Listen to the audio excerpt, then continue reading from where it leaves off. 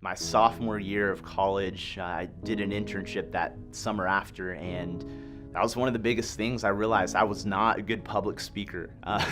Wasn't a gift. I was like, man, this is crazy. I would start sweating profusely. I couldn't barely even talk. I would tremble. I said, there's no way I can be a minister without knowing how to public speak. Lo and behold, your junior year, you're supposed to do what's called a practicum, and it's to kind of go over what you did during your internship at a church. And so I remember I had to give this big presentation to the whole panel of professors in the Bible department, which, I highly respected.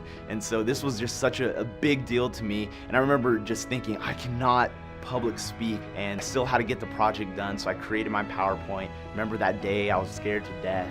Walked into that class and I just started going for it, and I was nervous and I was sweating. And one of the slides I had put on there was that I found out that summer during the internship that I suffered from some anxiety when it came to public speaking. And so I continued on with other slides after that one, and I asked, of course, are there any questions? And of course, you're expecting them to grill you a little bit, like, ask you these crazy hard theological questions or something. And instead, I remember one of my professors, he said, yeah, I wanted to ask you about this anxiety. Has that improved a little bit? And so I tried to give an answer that I thought he was expecting, but instead he was like, let me rephrase that. Is there anything I can do to help you? And that was another one of those moments where I realized that they weren't looking for the right answer. They were just simply caring about me as an individual.